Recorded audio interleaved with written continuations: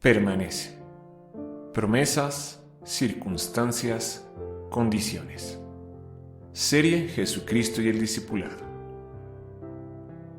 En nuestro andar con Cristo vamos a experimentar todo lo que sea necesario para que nuestro carácter sea conformado al carácter de Jesús. Pues ese es el plan de Dios para cada uno de nosotros. Por eso algunos mandamientos de Jesús son con promesas, circunstancias o con condiciones. Empecemos por analizar los mandamientos con promesa. El simple hecho de obedecer los mandamientos de Jesucristo nos trae tremendos beneficios y bendiciones. Sin embargo, hay mandamientos que tienen promesas y bendiciones adicionales. Mediante su divino poder, Dios nos ha dado todo lo que necesitamos para llevar una vida de rectitud. Todo esto lo recibimos al llegar a conocer a aquel que nos llamó por medio de su maravillosa gloria y excelencia. Y debido a su gloria y excelencia, nos ha dado grandes y preciosas promesas. Estas promesas hacen posible que ustedes participen de la naturaleza divina y escapen de la corrupción del mundo causada por los deseos humanos. Todas las cosas que pertenecen a la vida natural y espiritual ya nos han sido dadas por el poder de Dios, pero las obtenemos por medio de conocer a Jesús, de obedecerle y de apropiarnos por fe de sus promesas. Veamos 3 ejemplos de mandamientos con promesa de Jesús. Primero, el mandamiento es seguirlo. La promesa de Jesús es que nos hará pescadores de hombres. Mateo 4:19. Vengan, síganme, les dijo Jesús, y los haré pescadores de hombres. El seguir a Jesús es la clave para ser evangelistas efectivos. Jesús promete convertirnos en ganadores de almas. Él nunca ha fallado en ninguna promesa. Si somos fieles en seguirlo guardando sus mandamientos, seremos eficaces en alcanzar a otros para Él. Segundo ejemplo, el mandamiento es orar en secreto. La promesa de Jesús es que el Padre nos recompensará en público. Mateo 6:6. Pero tú, cuando te pongas a orar, entra en tu cuarto, cierra la puerta y ora a tu Padre que está en lo secreto. Así tu Padre que ve lo que se hace en secreto, te recompensará. Orar a solas, en secreto, siguiendo el ejemplo de Jesús, es la actividad más importante que podemos realizar en la vida diaria. La promesa de Jesús es que seremos recompensados en público. Sin embargo, si no lo hacemos, se revierte y seremos avergonzados frente a los demás. Es mejor orar de pie, sentado, de rodillas o inclinado. Deben estar mis manos abiertas, cerradas o levantadas hacia Dios. Deben estar cerrados mis ojos cuando oro. Es mejor orar en un templo o afuera en la naturaleza.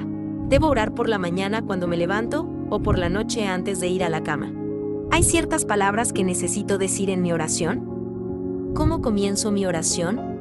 ¿Cuál es la manera correcta de cerrar una oración? Estas preguntas, y otras, son preguntas comunes que nos hacemos acerca de la oración, pero ¿acaso es importante alguna de las cosas mencionadas? Con mucha frecuencia la oración es vista como una fórmula mágica.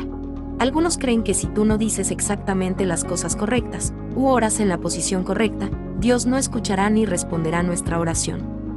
Esto es completamente antibíblico. Dios no responde a nuestras oraciones basado en cuándo oramos, dónde estamos, qué posición corporal adoptamos, o en qué orden decimos nuestras oraciones. Primera de Juan 5:14 al 15 nos dice: Esta es la confianza que tenemos delante de Él, que si pedimos cualquier cosa conforme a su voluntad, Él nos oye. Y si sabemos que Él nos oye en cualquier cosa que pidamos, sabemos que tenemos las peticiones que le hemos hecho. Del mismo modo Juan 14:13 al 14 declara: Y todo lo que pidan en mi nombre, lo haré, para que el Padre sea glorificado en el Hijo. Si me piden algo en mi nombre, yo lo haré. De acuerdo a esto y a muchas otras escrituras, Dios responde a las peticiones de oración basándose en si éstas se piden de acuerdo a su voluntad y en el nombre de Jesús. Filipenses 4:6-7 nos dice: Por nada estén afanosos, antes bien, en todo, mediante oración y súplica con acción de gracias, sean dadas a conocer sus peticiones delante de Dios. Y la paz de Dios, que sobrepasa todo entendimiento, guardará sus corazones y sus mentes en Cristo Jesús. La manera correcta de orar es derramar tu corazón ante Dios, siendo honesto y abierto con Dios, puesto que Él ya nos conoce mejor de lo que nos conocemos a nosotros mismos. Debemos presentar nuestras peticiones a Dios, pero teniendo en mente que Dios sabe lo que es mejor, y no nos concederá una petición que no sea su voluntad para nosotros. Expresemos nuestro amor, gratitud y adoración a Dios en oración sin preocuparnos por tener las palabras correctas para expresarlo. Dios está más interesado en el contenido de nuestros corazones que en la elocuencia de nuestras palabras. Lo más cerca que llega la Biblia de dar un patrón para la oración es el Padre Nuestro en Mateo 6:9-13. Comprende por favor que el Padre Nuestro no es una oración que debemos memorizar y recitarla a Dios. Es un ejemplo de las cosas que debe contener una oración: adoración, confianza en Dios, peticiones, confesión y sumisión. Debemos orar por las cosas de las que habla el Padre Nuestro, usando nuestras propias palabras y adaptándolas a nuestra propia jornada con Dios. La manera correcta de orar es expresando lo que hay en nuestro corazón a Dios. Sentado, de pie o de rodillas, con las manos abiertas o cerradas, ojos abiertos o cerrados, en un templo, en casa o al aire libre, por la mañana o por la noche. Todas estas cosas son asuntos secundarios, sujetos a la preferencia personal, convicción y conveniencia. El deseo de Dios es que la oración sea una conexión real y personal entre Él y nosotros. Tercer ejemplo, el mandamiento es: busca primero el reino de Dios. La promesa de Jesús es que todas las cosas nos serán añadidas. Mateo 6:33. Más bien, busquen primeramente el reino de Dios y su justicia, y todas estas cosas les serán añadidas. Esta es una de las promesas más maravillosas de toda la Biblia, pero para disfrutarla es necesario darle a Dios el primer lugar en todo. ¿Cuántos mandamientos con promesa dio Jesús y cuáles son? Es muy interesante que Jesús dio 10 mandamientos con promesa. El número 10 es simbólico y muy representativo en la Biblia. Significa orden divino. Hay 10 mandamientos en Éxodo 20, 1/10 parte de las ganancias es el diezmo, hubo 10 plagas en Egipto, 10 por 10 formaban las basas del cimiento del santuario en Éxodo. Hay 10 yo soy pronunciados por Jesús. Tenemos 10 dedos en manos y pies, 10 eran las vírgenes en la parábola de Mateo 25, 10 leprosos fueron limpiados por Jesús allí en Lucas capítulo 17. Los 10 mandamientos y las promesas correspondientes son estos. En Mateo 4:19 dice: vengan en pos de mí. Ese es el mandamiento. La promesa es: los haré pescadores de hombres. El segundo está en Mateo 6:6. El mandamiento es: ora a tu Padre que está en secreto. La promesa es: serás recompensado en público. La tercera, Mateo 6:33, busquen primeramente el reino de Dios. Y la cuarta viene asociada: y su justicia. La promesa es: y todas estas cosas nos vendrán por añadidura. En Mateo 7:7 vienen 3 promesas más, las 5, las 6 y las 7. Pidan y se les dará, busquen y hallarán, llamen y se les abrirá. En Mateo 11:28 y 29 vienen otras 2 promesas más, la 8 y la 9, en donde dice el mandamiento: vengan a mí todos los que están trabajados y cargados. La promesa es que Él nos hará descansar. Y en Mateo 11:29 el mandamiento es: aprendan de mí que soy manso y humilde de corazón. Y la promesa es: hallarán descanso para sus almas. Por último, la 10ª promesa está en Lucas 6:38 y dice: den es el mandamiento, y la promesa: y se les dará. Veamos a continuación el video con estos 10 mandamientos con promesa de Jesús? Mandamientos con promesa. Vengan, síganme, les dijo Jesús, y los haré pescadores de hombres. Pero tú, cuando te pongas a orar, entra en tu cuarto, cierra la puerta y ora a tu Padre que está en lo secreto. Así tu Padre que ve lo que se hace en secreto, te recompensará. Más bien, busquen primeramente el reino de Dios y su justicia, y todas estas cosas les serán añadidas. Pidan y se les dará. Busquen y encontrarán.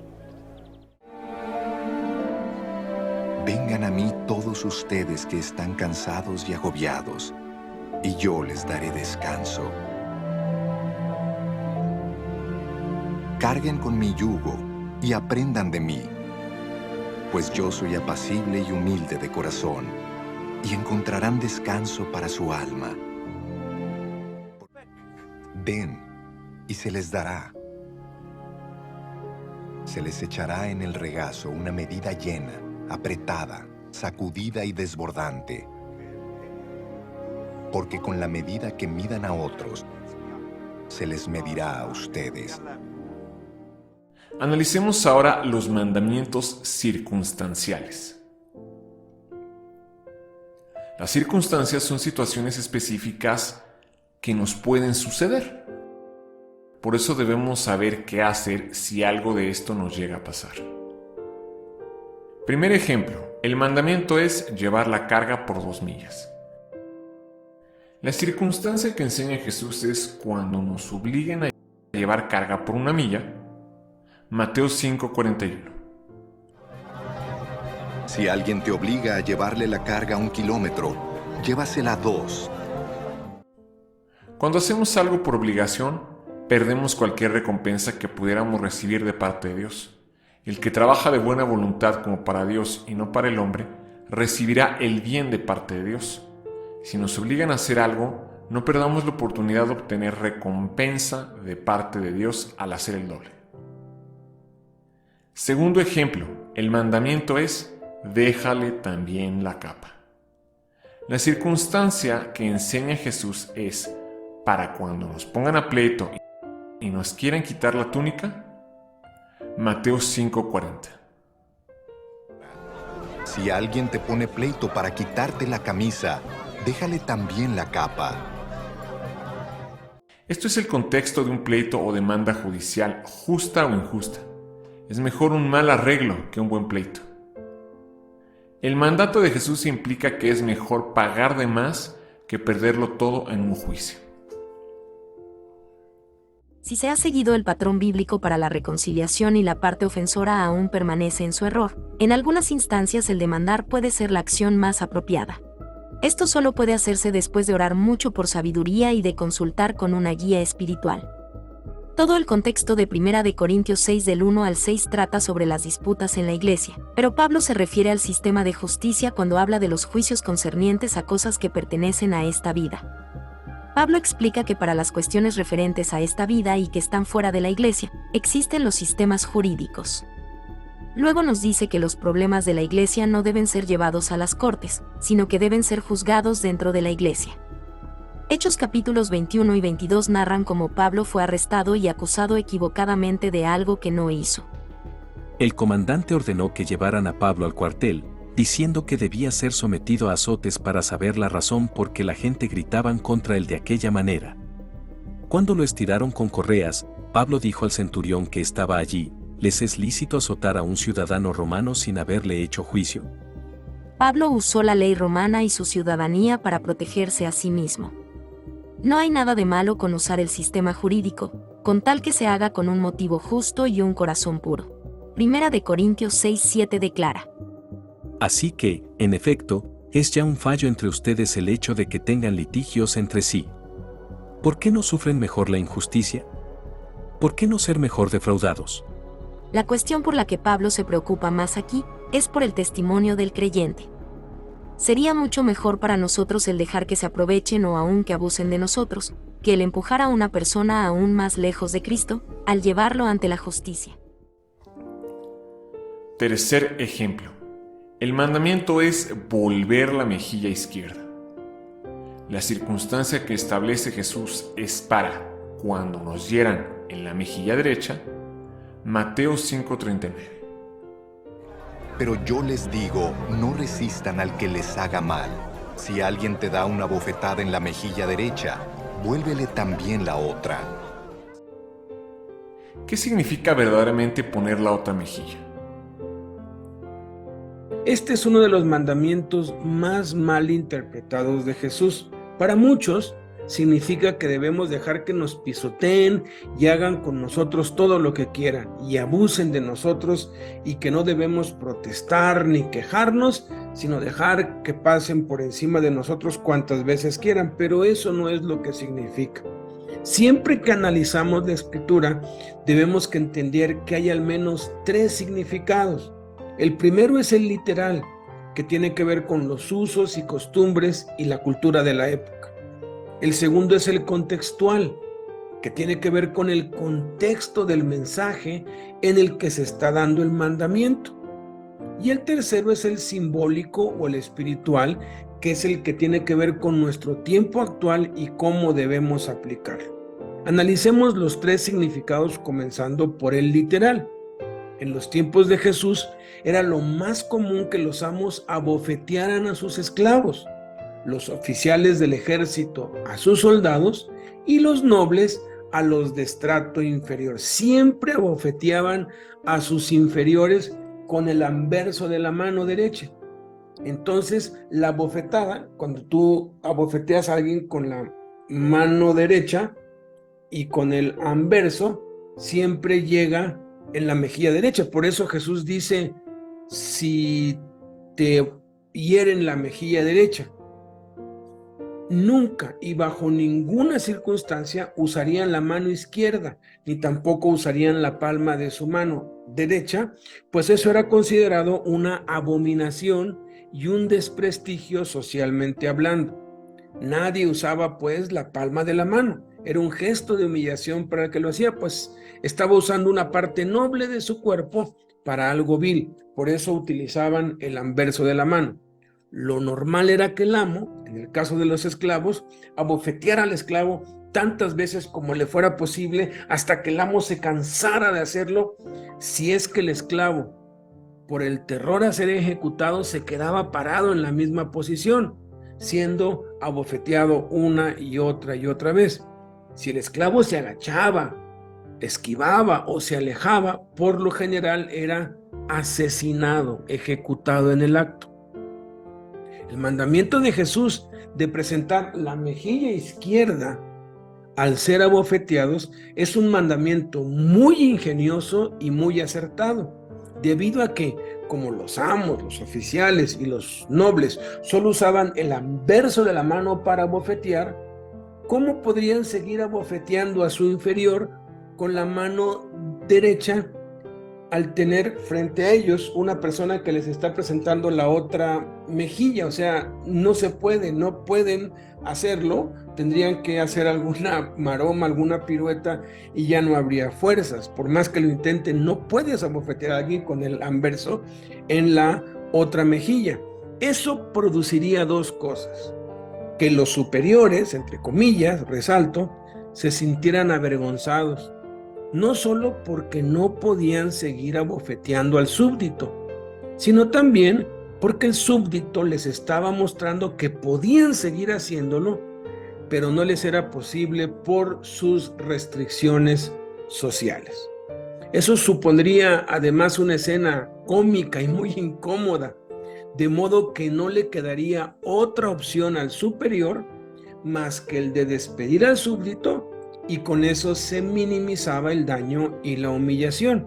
Entonces, este mandamiento de Jesús era muy práctico para la inmensa mayoría que lo seguía, compuesta de publicanos, prostitutas, pobres y gente no deseada, todos considerados como inferiores, pero que para Jesús tenían el más alto valor, y todos ellos acostumbrados a ser abofeteados. Era una costumbre, era un símbolo de estatus. Yo soy mayor que tú, por eso te abofeteo. Respecto al segundo significado, que es el significado conforme al contexto, si analizamos el contexto del mensaje del capítulo y lo asociamos con el contexto de todo el Evangelio y de la enseñanza del Espíritu Santo en todo el Nuevo Testamento, descubrimos que tiene que ver con la persecución por causa del Evangelio en el nombre de Jesús. Jesús mismo nos dio el ejemplo de que cuando somos abofeteados por cualquier otra causa que no sea el Evangelio, debemos protestar y reclamar y hacer valer los derechos de la legalidad. Cuando Jesús mismo fue abofeteado por el alguacil, cuando fue llevado ilegalmente a casa de Anás. Anás era el suegro del sumo sacerdote, pero era el que movía los hilos, era el que controlaba detrás y tenía a su yerno como un títere. Cuando Anás le preguntó acerca de sus discípulos y de su doctrina, Jesús no le respondió respecto a sus discípulos, pero le dijo que si quería saber de su doctrina, que preguntara a quienes lo habían oído, pues él públicamente había hablado todos los días en el templo.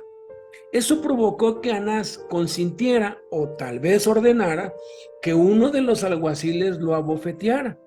Jesús mismo, en persona, en esa situación, recibió una bofetada, pero él no puso la otra mejilla, al contrario, protestó y le dijo al alguacil: se ha hablado mal, testifiquen que está mal, y si bien, ¿por qué me golpeas? Eso detuvo la injusticia e hizo que Anás se apresurara a enviarlo a Caifás, quien sí tenía autoridad legal y oficial, pues sabía que estaba quebrantando la ley. Sin embargo, cuando Jesús fue cuestionado por Caifás, por el sumo sacerdote, de si él era el Mesías, el Hijo de Dios, y al contestar que sí era el Mesías, el Hijo de Dios, los sacerdotes y los ancianos lo rodearon y empezaron a bofetearlo y a darle de puñetazos. Y allí Jesús no protestó ni respondió, sino que se dejó totalmente a la crueldad de ellos. Lo mismo sucedió con Pablo. Cuando lo sacaron de esa turba que lo quería matar, el oficial romano mandó a azotarlo para ver por qué causa la turba estaba tan enojada contra él. Y Pablo, como no era por causa del evangelio que lo iban a azotar, que lo iban a golpear, él recurrió a las leyes y le dijo al que lo estaba atando: ¿les es lícito azotar a un ciudadano romano sin antes haber sido procesado, sentenciado ante una corte? Y cuando el que lo estaba atando se enteró, se espantó y fue con el centurión, y el centurión se espantó también y lo soltaron. ¿Por qué? Porque habían leyes. Y Pablo recurrió a esas leyes. Pero cuando por causa del evangelio, al echar fuera el demonio de esa mujer adivina, fue abofeteado, puñeteado, golpeado, latillado, no protestó, porque todo eso era por causa del evangelio. Esto nos muestra pues que si nos abofetean por causa del evangelio y del nombre de Jesús, debemos poner la otra mejilla y dejar que hagan con nosotros lo que quieran, porque es por amor a Cristo que padecemos, y Cristo, Dios, va a tomar venganza de eso y nos va a compensar. Pero si nos abofetean por cualquier otra causa, entonces debemos recurrir a las leyes y a los recursos jurídicos o legales disponibles. Poner la otra mejilla, pues, no significa que nos dejemos pisotear y abusar por quien sea. El contexto aquí es cuando somos perseguidos y lastimados por causa de Jesús, pues él mismo protestó cuando el alguacil lo abofeteó por causa de Anás, pero se dejó golpear cuando fue por causa del evangelio. ¿Cuántos mandamientos circunstanciales dio Jesús y cuáles son? Jesús dio 22 mandamientos circunstanciales. Los mandamientos circunstanciales dependen de situaciones o circunstancias que puede ser que algún día atravesemos o no. Por ejemplo, una de esas circunstancias es cuando seamos asaltados y nos quieran robar. No todos han sido asaltados a mano armada o con amenazas de violencia, pero es una posibilidad y un riesgo que todos corremos. Jesús da instrucciones claras y precisas para que si nos llegáremos a encontrar en alguna de las circunstancias que describe, sepamos qué debemos hacer.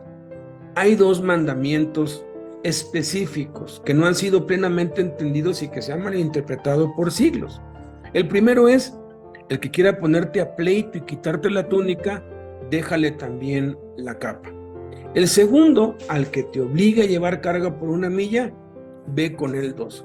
Ambos mandamientos tienen significados literales, contextuales y espirituales. Empecemos por entender el significado literal. El mandamiento de el que quiera ponerte a pleito y quitarte la túnica, déjale también la capa, se refiere a los pleitos judiciales que se tenían en ese tiempo en las cortes judiciales.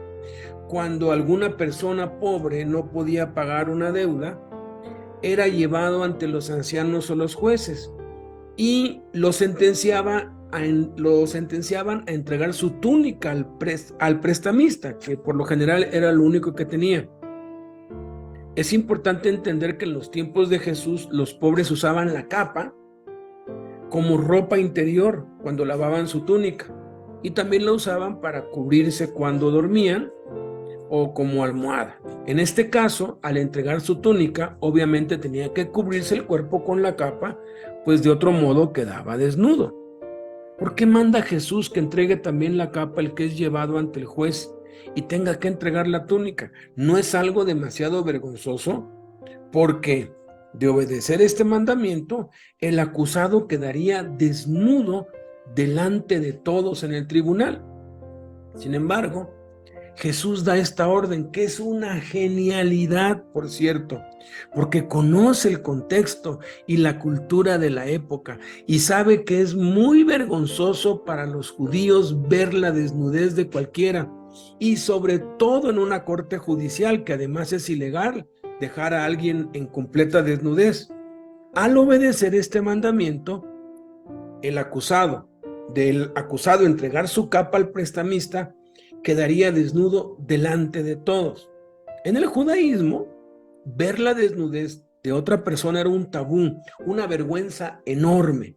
Primero, sobre la persona desnuda, pero más aún sobre el que la miraba, como en el caso de Noé y sus hijos en Génesis 9, que ver la desnudez ajena es una maldición. Imaginemos la escena: el deudor humillado, al obedecer este mandamiento de Jesús, lleva su castigo hasta las últimas consecuencias. La desnudez del deudor pone en evidencia la injusticia de una sociedad tan codiciosa y tan falta de misericordia que le quita a las personas hasta su propia ropa. La desnudez no solo desenmascara la corrupción del sistema, sino que también le ofrece al prestamista la posibilidad de reflexionar sobre las consecuencias de sus decisiones. Es un mandamiento muy ingenioso y muy estratégico de parte de Jesús, que invierte los roles. El denunciado se convierte en el que denuncia y pone en ridículo al prestamista, pone en ridículo al juez y pone en ridículo a toda la sociedad. El significado contextual también aplica para la persecución. Estamos hablando del mismo contexto por causa del nombre de Cristo y del Evangelio. En el mundo hay muchos países donde es aceptado y hasta a veces legal despojar a los que se convierten al cristianismo, despojarlos de sus bienes. Jesús está mandando aquí que si por su causa somos despojados, que lo entreguemos todo. Pues cuando lo hacemos por su nombre y por su causa, Él siempre nos devuelve al doble, al triple o al cuádruple todo lo que nos quiten injustamente. El significado espiritual se puede entender muy bien en lo que el Espíritu Santo habló por medio de Pedro en el capítulo 3 de su primera carta. Leo de la Nueva Traducción Viviente y dice: ahora bien, ¿quién querrá hacerles daño si ustedes están deseosos de hacer el bien? Pero, aun si sufren por hacer lo correcto, Dios va a recompensarlos. Así que no se preocupen ni tengan miedo a las amenazas. En cambio, adoren a Cristo como el Señor de sus vidas. Si alguien les pregunta, en la Reina Valera dice, si alguien les demanda acerca de la esperanza que tienen como creyentes, estén siempre preparados para dar una explicación, pero háganlo con humildad y respeto, Mantengan siempre limpia la conciencia. Entonces, si la gente habla en contra de ustedes, será avergonzada al ver la vida recta que llevan porque pertenecen a Cristo.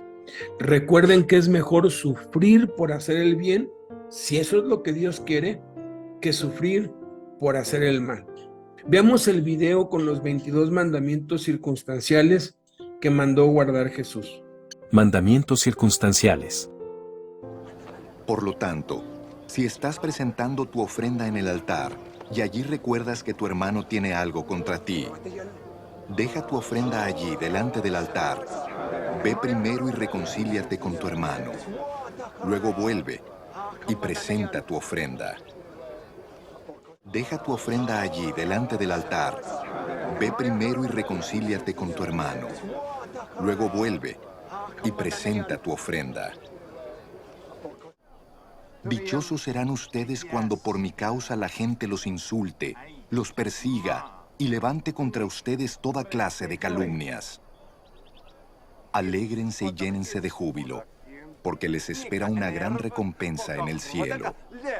Así también persiguieron a los profetas que los precedieron a ustedes. Pero yo les digo, no resistan al que les haga mal. Si alguien te da una bofetada en la mejilla derecha, vuélvele también la otra. Si alguien te pone pleito para quitarte la camisa, déjale también la capa. Si alguien te obliga a llevarle la carga 1 kilómetro, llévasela 2. Al que te pida, dale. Y al que quiera tomar de ti prestado, no le vuelvas la espalda. Por eso, cuando des a los necesitados, no lo anuncies al son de trompeta, como lo hacen los hipócritas en las sinagogas y en las calles, para que la gente les rinda homenaje. Les aseguro que ellos ya han recibido toda su recompensa. Más bien, cuando des a los necesitados, que no se entere tu mano izquierda de lo que hace la derecha. Cuando oren, no sean como los hipócritas, porque a ellos les encanta orar de pie en las sinagogas y en las esquinas de las plazas para que la gente los vea. Les aseguro que ya han obtenido toda su recompensa. Pero tú, cuando te pongas a orar, entra en tu cuarto, cierra la puerta y ora a tu Padre que está en lo secreto. Así tu Padre que ve lo que se hace en secreto, te recompensará. Pero tú cuando ayunes, perfúmate la cabeza y lávate la cara para que no sea evidente ante los demás que estás ayunando. Igualmente, cuando vean todas estas cosas, sepan que el tiempo está cerca, a las puertas. También dijo Jesús al que lo había invitado: cuando des una comida o una cena, no invites a tus amigos, ni a tus hermanos, ni a tus parientes, ni a tus vecinos ricos, no sea que ellos a su vez te inviten y así seas recompensado. Más bien, cuando des un banquete, invita a los pobres, a los inválidos, a los cojos y a los ciegos. Cuando comiencen a suceder estas cosas, cobren ánimo y levanten la cabeza, porque se acerca su redención. Analicemos ahora los mandamientos condicionales. Primer ejemplo, el mandamiento es negarnos a nosotros mismos y tomar la cruz. La condición que pone Jesús es si queremos ir en pos de Él. Mateo 16:24. Luego dijo Jesús a sus discípulos: si alguien quiere ser mi discípulo, tiene que negarse a sí mismo, tomar su cruz y seguirme. Muchos son llamados a ser discípulos, pero son pocos los que llegan a serlo, porque no todos obedecen lo que se requiere. No todos se niegan a sí mismos y toman su cruz. No todos pagan el precio. Segundo ejemplo, el mandamiento es sacarnos el ojo y echarlo del cuerpo. La condición que establece Jesús es si nos es ocasión de caer. Mateo 18:9. Y si tu ojo te hace pecar, sácatelo y arrójalo. Más te vale entrar tuerto en la vida que con 2 ojos ser arrojado al fuego del infierno. Sacarse el ojo y echarlo era una expresión judía que significaba apartar la mirada y alejarse. El contexto implica que si se mira a una mujer para codiciarla, es decir, que está al alcance porque se es correspondido, entonces el peligro es de tal magnitud que es menester retirar la mirada y apartarse. Esto es lo que significa huir de la fornicación. Oye, qué linda las fotos. Qué linda, loco, la mansa, mira. Sí, en realidad es guapa. Pero hermano, No, no, ¿qué? ¿cómo se Síguela le al ocurre? tiro. No, hermano. ¿Qué no? Oye, perrito, síguela al tiro. ¿La sigo? Sí, O sea, ¿por cuál foto? Hermano, hay una mujer idónea para ti, ¿no? No, que decir casa, Oye, pero igual su cara es rara. No, la cara es lo de menos. A mí no me parece para nada bien. Igual. Búscale en Facebook. Oye, pero escríbele, po. ¿Escribo? Escríbele. ¿Qué le digo? Córgale, hola, belleza. A lo mejor, Hola. invítala a la iglesia, por Hola, belleza. No, ¿qué te pedís tú? Hola, belleza. Ahí me respondió. Está escribiendo. Hola, guapo, te Hola. Oye, eso. No, ¿cómo te va a responder pero eso? igual, a pero ti, igual no? tiene el nombre raro, así como es. Debe ser el apodo. No, pero pregúntale el nombre. No, yo pienso que tiene que ser otra cosa. No, pregúntale el nombre, búscale. Para nada. No creo. Te llamas. Oye, está escribiendo, está escribiendo. ¿Cómo se llamará? La vamos a buscar en Facebook. A ver. ¡Roberto! Te dije que tenía la cara rara. Yo le dije. Estoy preocupado, no tengo dinero, no tengo plata, solamente tengo 200 pesos. Tengo que pagar la luz, el agua. Haz un milagro, Señor, por favor, necesito dinero. Oye, amor, te quiero tanto. Ay, yo también. Oye, estoy recién pago, ¿por qué no comer un sushi? Mira, parece que algo... Sí, sí, ¿vamos? Ya, vamos. Ya, vamos. Vamos.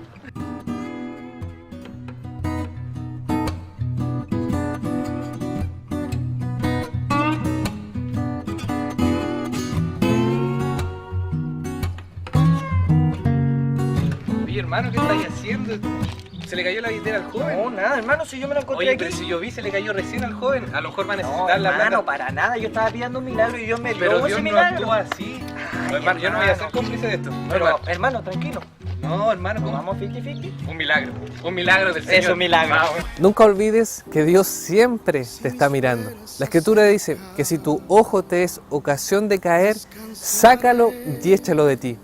O si tu mano te es ocasión de caer, córtala y échala de ti. Pues mejor te es que se pierda uno de tus miembros y no que todo tu cuerpo sea echado en el infierno. Y sí, es un texto muy radical, pero lo que Jesús realmente trata de transmitirnos es que esos pecados deben ser arrancados de lo más profundo de nuestro corazón.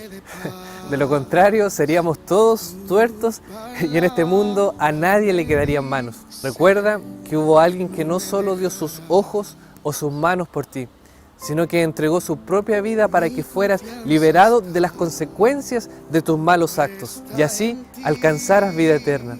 Su nombre es Jesús. Por tanto, si tu ojo derecho te hace pecar, sácatelo y tíralo. Más te vale perder una sola parte de tu cuerpo y no que todo él sea arrojado al infierno. Y si tu mano derecha te hace pecar, córtatela y arrójala. Más te vale perder una sola parte de tu cuerpo y no que todo él vaya al infierno. Sin duda, los temas más buscados en Internet están relacionados con la pornografía. La pornografía prolifera en el mundo de hoy. Quizá más que cualquier cosa, Satanás ha tenido éxito torciendo y pervirtiendo el sexo. Él ha tomado lo que es bueno y justo y lo ha reemplazado con lujuria, pornografía, adulterio, violación y homosexualidad. La pornografía es simplemente el primer paso en una resbaladiza pendiente de creciente vileza e inmoralidad. La naturaleza adictiva de la pornografía está bien documentada. Al igual que con la drogadicción, en donde el usuario es llevado a consumir mayores y más poderosas cantidades de drogas para alcanzar el mismo nivel, así también la pornografía arrastra a la persona a unas profundas adicciones sexuales y deseos impíos. Las tres principales categorías del pecado son: Porque todo lo que hay en el mundo, la pasión de la carne, la pasión de los ojos y la arrogancia de la vida, no proviene del Padre, sino del mundo. La pornografía definitivamente nos causa el codiciar las cosas de la carne, e indudablemente es lascivia para nuestros ojos. Definitivamente la pornografía no califica como una de las cosas en las que debemos pensar. Por lo demás, hermanos, todo lo que es verdadero, todo lo digno, todo lo justo, todo lo puro, todo lo amable, todo lo honorable, si hay alguna virtud o algo que merece elogio, en esto mediten. La pornografía es adictiva y destructiva. El codiciar a otras personas en nuestras mentes es ofensivo a Dios. Cuando la devoción habitual a la pornografía caracteriza la conducta de una persona, eso demuestra que tal persona no es salva. Para aquellos involucrados en la pornografía, Dios puede y dará la victoria. ¿Estás involucrado con la pornografía y deseas librarte de ella? Estos son algunos pasos a la victoria. Confiesa tu pecado a Dios. Pídele a Dios que limpie, renueve y transforme tu mente. Pide a Dios que llene tu mente con Filipenses 4:8. Aprende a guardar tu cuerpo en santidad. Comprende el significado apropiado del sexo y dependes solo de tu esposa o esposo para satisfacer esa necesidad. Considera que si tú andas en el Espíritu, no satisfarás los deseos de la carne. Toma pasos prácticos para reducir tu exposición a imágenes gráficas. Por ejemplo, instala bloqueadores de pornografía en tu computadora, limita el uso de la televisión y videos, busca a otro cristiano que esté orando por ti y que te ayude a mantenerte firme. Tercer ejemplo, el mandamiento es reprende a solas a tu hermano. La condición que define Jesús es, si peca contra ti. Mateo 18:15. Si tu hermano peca contra ti, ve a solas con él y hazle ver su falta. Si te hace caso, has ganado a tu hermano. En vez de acusar con otros al hermano que nos ofende, debemos enfrentarlo y reprenderlo a solas en amor para procurar la reconciliación. Si hacemos esto, habrá menos divisiones y deserciones en la iglesia. ¿Cuántos mandamientos condicionales dio Jesús y cuáles son?